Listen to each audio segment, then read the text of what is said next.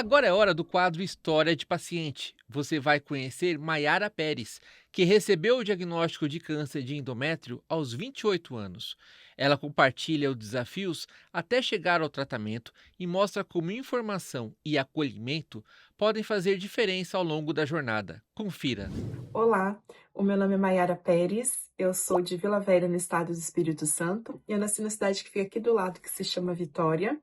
Atualmente eu estou com 40 anos e aos 28 anos eu fui diagnosticada com câncer de endométrio. Quando eu fui diagnosticada com câncer, eu fiquei muito perdida porque eu nunca tinha ouvido falar de câncer de endométrio e muito menos em pacientes de câncer de endométrio abaixo de 30 anos. E na busca por informações eu conheci a ONG que se chama Oncoguia, que me acolheu, me deu muita informação, me orientou, e eu gostei tanto que eu tô lá até hoje, agora como voluntário e membro do comitê de pacientes do Instituto Oncoguia. O meu diagnóstico ocorreu de uma forma muito peculiar e agressiva, contrário daquilo que a gente vê em filmes e livros. Eu apresentei os sintomas desde o mês de abril de 2014, meu diagnóstico chegou apenas no mês 11 de 2014. Eu passei por vários médicos, vários especialistas, vários ginecologistas, pneumologista, cardiologista, clínico geral, e eles diziam que era normal sentir dor, que era normal o sangramento que eu estava apresentando, que era exagero. Quando eu relatava que eu estava perdendo mais de 1 litro de sangue por dia, os médicos me disseram que era exagero. E no quarto episódio de hemorragia que eu tive, fui socorrida no pronto-socorro pela quarta vez. Eu passei por uma violência médica muito absurda, onde que eles me acusaram de ter provocado um aborto.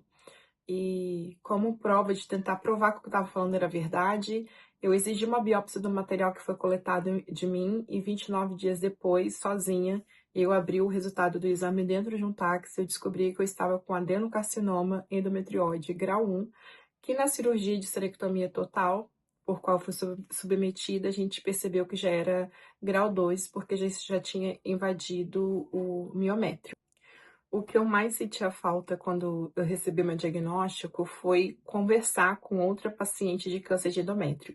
Eu busquei no Google, busquei em Facebook, eu não encontrei ninguém que tivesse câncer de endométrio. E aquilo me assustou, porque parecia tão desconhecido, tão distante da realidade, e aquilo me deu mais medo até do que o próprio diagnóstico. Eu tive a sorte de ser encontrada com uma paciente de câncer de intestino que se chama Milena Monteiro, ela é do Recife. Ela tinha passado pela bracterapia e ela foi a primeira paciente que segurou na minha mão e mostrou que era possível passar por tratamentos agressivos e seguir com a vida. Na ocasião, ela estava fazendo a pós-graduação dela. E eu estava vivendo aquela parte da névoa mental, de muito estresse, de muito esquecimento. E eu senti muita esperança de conseguir retomar minha vida, minha carreira, meus estudos, como o exemplo que a Milena me deu. E nesse anseio de encontrar alguém que falasse sobre câncer de endométrio e não ter encontrado, eu decidi ser a pessoa que ia começar a falar sobre câncer de endométrio. Então, quando o meu tratamento teve aquela regulação, já tinha feito a cirurgia, já tinha feito a bracterapia, já estava me recuperando, eu decidi dar voz a essa causa e comecei a falar sobre câncer de endométrio e todos os tumores ginecológicos, porque eu percebia que havia muito preconceito social, havia muito tabu para falar sobre sangramento, sobre menstruação, falar sobre vagina, era tudo tão estranho, tão misterioso, e eu não queria que continuasse com esse estigma. Eu queria que poder falar da saúde da mulher fosse uma fala normal, de um local de aceitação, de um cotidiano que a nossa população, mais de 50%, né, 52% da população do Brasil é feminina. Então, por que não a gente poder falar sobre as mazelas que nos afetam? Eu fui submetida a uma histerectomia total ampliada, do qual eu tirei o útero, ovários, trompas, ometo, apêndice, os 2 pares de glândulas inguinais, o terço da vagina. Anos depois, eu tirei as mamas bilateralmente, como prevenção.